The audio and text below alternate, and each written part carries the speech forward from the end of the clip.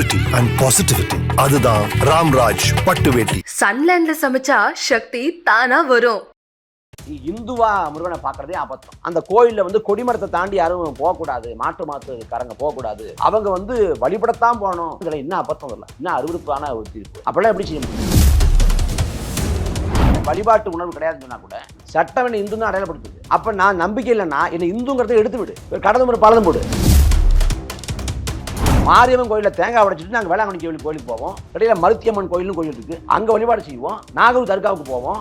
மதத்தை கடந்து ஒரு நல்லிணக்கம், ஒரு உறவு பாராட்டுறது. நீங்க இந்து தான் வரணும், மற்றவங்க வரக்கூடாதுன்னா அப்ப இந்த நாட்டில் என்ன மத சார்பு இருக்கு?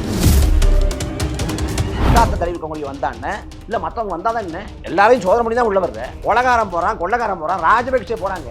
லட்சக்கணக்கான தமிழர்களை கொண்டு வச்சுட்டு அவங்களை இந்து தான் அடையாளப்படுத்தாங்க. அவனுக்கு பூரண கும்ப மரியாதை செலுத்தப்படுது. ராஜபக்சே உள்ள போனா இஸ்லாத்தை கிறிஸ்துவ தழுவிக்கக்கூடிய எங்க சொந்தக்காரன் உள்ள போகக்கூடாதா? முருகன் யாருன்னு தெரியுமா உங்களுக்கு? இன்னொரு பக்கம் திருவண்ணாமலையில ஒரு கோவில்ல பட்டியலினத்தவர்களும் உள்ள வராங்க. அதை எதிர்த்து தனியா நாங்க எங்களுக்கு கோயில் கட்டிக்கிறோம்னு இடைநிலை சாதிகள் கோவில் கட்டுறாங்க. ஒட்டுமொத்த சமூகமும் வெட்கி தலைவனினும் அந்த கோயில வழிபாடு செய்யறாங்க. அதனால அந்த மாரியம்மன் தீட்டுப்பட்டுன்னு சொல்லிட்டு தனியா கோயில் கட்டுறாங்க. ஆனா அந்த கோயிலுக்குள்ள வழிபாடு செய்யவே 80 ஆண்டா இருக்கு. அப்ப ஆளக்கூடிய ஆட்சிகள் கட்சியெல்லாம் பொறுப்பேற்கணும். இந்து மதம்ங்கிறது சாதிகளோட தொகுப்பு தான் இந்து மதம். இஸ்லாமியரும் கிறிஸ்துவர்கள் இருக்கிறதால இந்துக்கள்னு பேசுறாங்க. ஒருவேளை இஸ்லாமியர் கிறிஸ்துவர் இல்லைன்னா நீ பல்லர் பறையர் நாடார் தேவர் தான் பேசியிருக்காங்க. அதான் எதார்த்தம். இப்போ ஒரே மதத்துக்குள்ளேயே இவ்வளவு பிரச்சனை இருக்கு. இந்த சாதி வந்துருச்சு, இந்த சாதி வரக்கூடாதுன்னு பழனி மாதிரியான பெரிய கோயில்ல மத ரீதியில எவ்வளவு பிரச்சனை இருக்கு.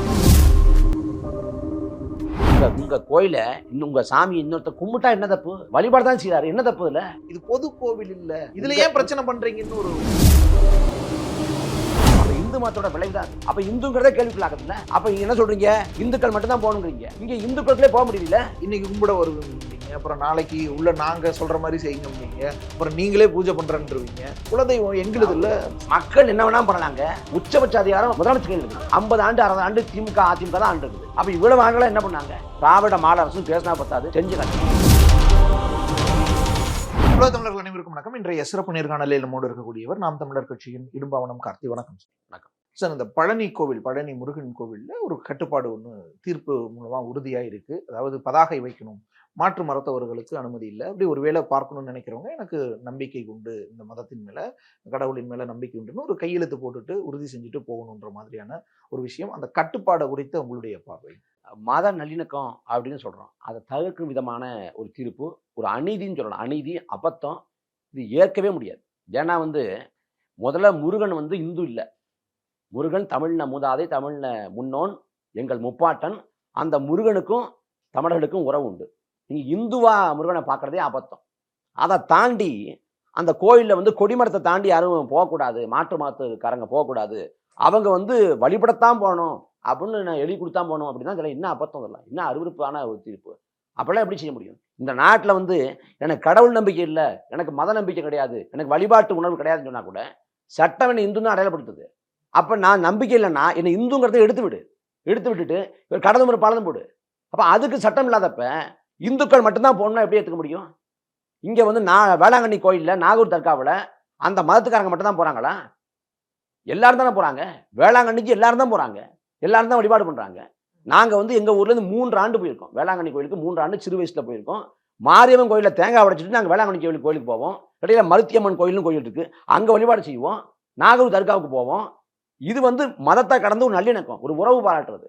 நீங்க இந்து தான் வரணும், மற்றவங்க வரக்கூடாதுன்னா அப்ப இந்த நாட்டில் என்ன மத சார்பு இருக்குது? வந்தா என்ன? இஸ்லாத்தை தழுவிக்கவங்க வந்தா என்ன, இல்ல மற்றவங்க வந்தாதான் என்ன? எல்லாரையும் சோதனை பண்ணி தான் உள்ள வர்ற.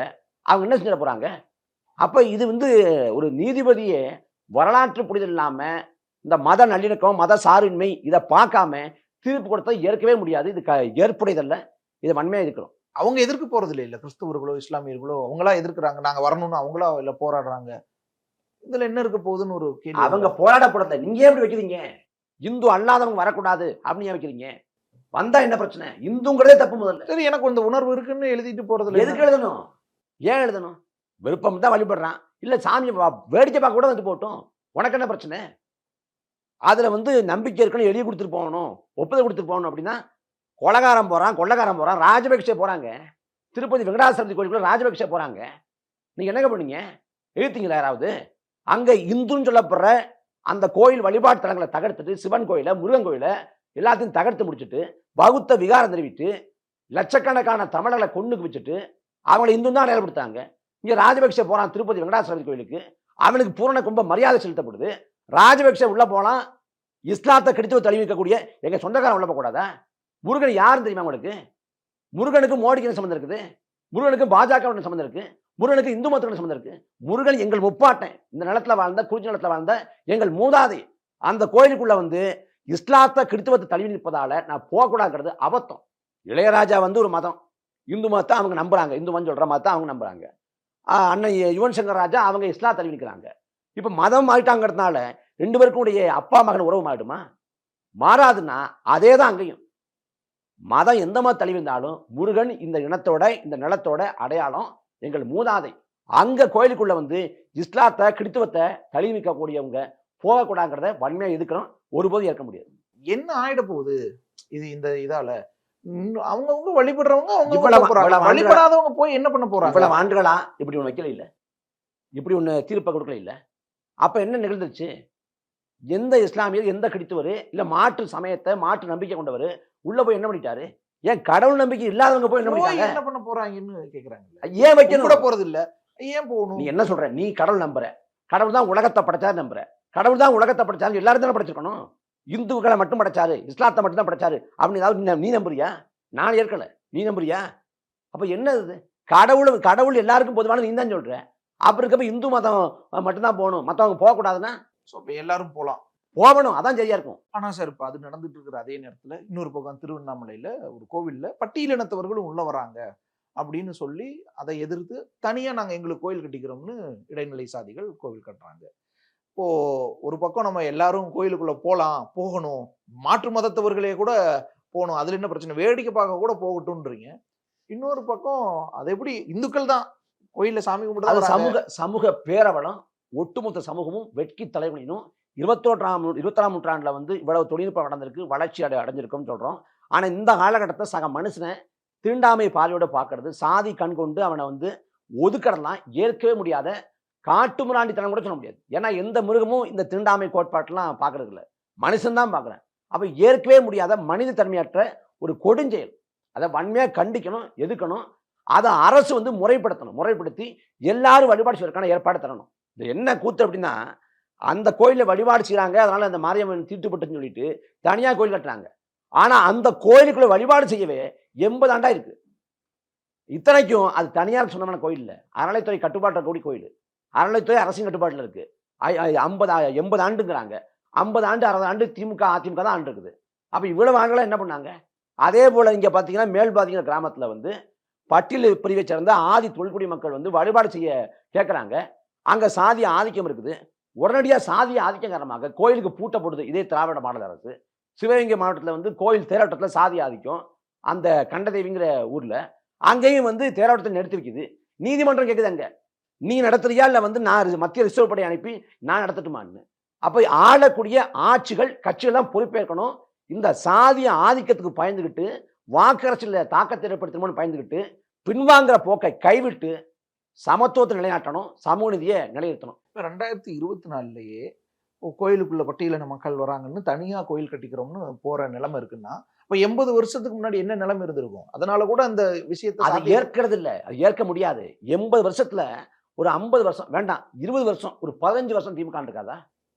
15 வருஷத்துல என்ன பண்ணீங்க? இல்ல இந்த இதை விட இன்னும் மோசமான நிலைமை அப்ப இருந்து திமுக அதிகாரத்துல இருக்குல்ல, மக்கள் என்ன வேணாலும் பண்ணலாங்க. உச்சபட்ச அதிகாரம் முதலமைச்சர் கையில் இருக்கு. அதான் சார், இப்ப நான் வர வேணான்னு சொல்ல முடியாது, சட்டம் அனுமதிக்குது, அறநிலையத்துறை உள்ள விடுது, ஸோ வர வேணாம் அப்படின்னு என்னால சொல்ல முடியல. எனக்கு நான் கோயில் கட்டிக்கிறேன், நான் இனிமேட்டு அந்த கோயிலுக்குள்ள வரல அப்படின்னு. அப்ப தீண்டாமை சுவரை எப்படி பாக்குறது? இப்ப இது ஒரு தீண்டாமை கோவில். ஆமா, தீண்டாமை தானே. ஒரு கடவுளுங்கிறவரு எல்லாருக்கும் இப்ப ஏன் பர்சனல் இதாயிடுச்சுல, பிரைவேட் கோயில் ஆயிடுச்சுல. நான் ஒன்னும் உங்களை வர வேணாம்னு சொல்லிடலாம்ல, எனக்கு இப்படி ஒரு ஐடியா. கடவுளுங்கிறது தனிப்பட்ட ஒரு குடும்பத்தின் சொத்தா, ஒரு சாதியோட சொத்தா, எல்லாருக்குமான சொத்தா தான் இருக்க முடியும். அங்கேயும் அப்ப இவங்களை அனுப்பணும்ன்றீங்களா? என்னங்க கடவுள் எப்படி பார்க்க முடியும்? தீண்டாமை போதிக்கக்கூடிய, தீண்டாமை நியாயப்படுத்தக்கூடிய எது ஒன்றையும் இருக்க முடியாது. அப்ப எல்லாரும் தான் கோயிலுக்கு போகணும். எல்லா மக்களும் ஒருதாய் வீட்டு பிள்ளைகள் தானே, ஒருதாய் வீட்டு பிள்ளைகள் தானே. அப்படி இருக்கப்ப இது தீட்டுப்பட்டுருச்சு, அந்த கோயிலுக்குலாம் போகணும், அப்படின்னா அதெல்லாம் ஏற்க முடியாது. என்ன சொல்றாங்கன்னா இந்த பிரச்சனை வருது, அதனாலதான் நான் பட்டியலின மக்களுக்கு நாங்க தனியா அவங்களுக்குன்னே ஒரு கோயில் கட்டி கொடுத்தோம், மறுபடியும் இங்க வந்துட்டாங்க, இப்ப நாங்க எங்களுக்கு தனியா கட்டிட்டு அப்ப போயிடுறோம். வந்து ஆதி தொல்குடிகள் வந்து தனியா உங்களுக்கு தனி குளம், தனியா உங்களுக்கு சாப்பாடு, தனியா இடம்னு அந்த ஒதுக்கல் செய்யப்பட்டுச்சுல, அதை எப்படி பார்க்கறது? இது எல்லாமே தீண்டாமையோட விளைவுகள் தான், தீண்டாமையோட பரிணாம வளர்ச்சி தான். அது கோயிலுக்கு வெளில இருந்துச்சு, இப்போ கோயிலுக்குள்ளே வந்துருச்சு, இப்போ கோயிலே பிரிச்சு போறாங்கன்னா அதெல்லாம் ஏற்க முடியாது. இதை அரசு முறைப்படுத்தணும். அரசு முறைப்படுத்தணும்னா இந்த தீண்டாமை களைஞ்சு அங்க சமத்துவத்தை சமூகத்தையும் நிலையாட்டணும். அதான் அரசோட கடமை. திராவிட மாடல் அரசும் பேசினா பத்தாது, செஞ்சு காட்டணும். இப்போ ஒரே மதத்துக்குள்ளேயே இவ்வளவு பிரச்சனை இருக்கு, இந்த சாதி வந்துருச்சு இந்த சாதி வரக்கூடாதுன்னு இருக்கு. இப்போ பழனி மாதிரியான பெரிய கோயில்ல மத ரீதியில எவ்வளவு பிரச்சனை இருக்கும். இந்து மதம்ங்கிறது சாதிகளோட தொகுப்பு தான் இந்து மதம். இங்க வந்து ஒரு படத்தோட காட்சிக்குள்ள வந்துச்சு, இஸ்லாமியரும் கிறிஸ்துவரும் இருக்கிறதால இந்துக்கள்னு பேசுறாங்க. ஒருவேளை இஸ்லாமியர் கிறிஸ்துவர் இல்லைன்னா நீ பல்லர் பறையர் நாடார் தேவர் தான் பேசியிருப்பான். அதான் யதார்த்தம். அப்ப எங்க பிரித்தாலும் சூழ்ச்சிருந்தாலும், பிரிவினை இருந்தாலும், தீண்டாமை இருந்தாலும், வர்ணாசிரம கோட்பாடு இருந்தாலும், சனாதன பார்வை இருந்தாலும் அது அகற்றப்படணும். அதை ஏற்க முடியாது. அங்கேயும் அங்க வந்து எல்லாருக்கும் வழிபாடு செய்ய அனுமதி தரப்படணும், இங்கேயும் தரப்படணும். அதுதான் செய்ய முடியும், தரணும், நடக்கணும். ஆனா யோசிச்சு பாருங்களேன், மதத்துக்குள்ள சாதியாவே இவ்வளவு எதிர்ப்புகள் இவ்வளவு பிரச்சனைகள் வருதுன்னா அப்ப இன்னொரு மதத்துக்காரங்க ஏன் வராங்க கேள்வி வந்துரும்ல. அதான் வராது. இப்ப இஸ்லாத்தோ கிறிஸ்துவமோ அவங்க வந்து தீண்டாமை கோட்பாட்டை போதிக்கவும் இல்லை, அவங்க பிறப்பை வச்சு ஒரு அளவுகளை வச்சு அங்க தகுதியை தீர்மானிக்கவும் இல்லை. இந்து மதத்தான் இந்த தீண்டாமை கொடுமை இருக்கு, சாதிங்கிற கட்டமைப்பு இருக்கு. அப்ப இந்து மதத்தோட விளைவு தான் அது. அப்ப இந்துங்கிறதே கேள்விக்குள்ளாகுது இல்ல. அப்ப இங்க என்ன சொல்றீங்க, இந்துக்கள் மட்டும்தான் போகணுங்கிறீங்க, இங்க இந்துக்களுக்குள்ளே போக முடியல. இன்னொரு பக்கம் இது எங்க குலதெய்வம், இது எங்களுடைய வம்சத்துக்கானது அல்லது எங்க கம்யூனிட்டிக்கானது, நாங்க குலதெய்வமா கும்பிடுறோம், இது பொது கோவில் இல்ல, இதுல ஏன் பிரச்சனை பண்றீங்கன்னு ஒரு உங்க கோயில இன்னும் உங்க சாமி இன்னொருத்த கும்பிட்டா என்ன தப்பு? வழிபாடு தான் செய்யறாரு, என்ன தப்பு இல்ல? அதுல வந்து வழிபாடு செய்யக்கூடாது அப்படின்னா கடவுள்னு சொல்ற நம்புற அது எல்லாருக்கும் பொதுவாக தானே இருக்க முடியும். இன்னைக்கு கும்பிட வருவீங்க, அப்புறம் நாளைக்கு உள்ள நாங்க சொல்ற மாதிரி செய்யுங்க, அப்புறம் நீங்களே பூஜை பண்றேன்றீங்க. குலதெய்வம் எங்களுது இல்ல. சமத்துவம் அப்படிங்கிற ஒன்றை வந்து ஏற்காத எது ஒன்றும் சரியானது இல்லை. எப்படி என்ன சொன்னாலும் அது சமத்துவம் இல்லைன்னா அது ஏற்படுவதில்லை, அது கண்டிக்கத்தக்கது, அது அருவருப்பானது. இது சமூகத்தோட அவலம், இன்னும் சொல்ல போனா எல்லாருக்குமான அவமானம், வெட்கி தலைமுடிய வேண்டிய ஒரு இழிநிலை. நன்றி சார், உங்களுடைய பியூரிட்டி அண்ட் பாசிட்டிவிட்டி, அதுதான் ராம்ராஜ் பட்டு வேட்டி. சன்லேண்ட்ல சமைச்சா சக்தி தானா வரும்.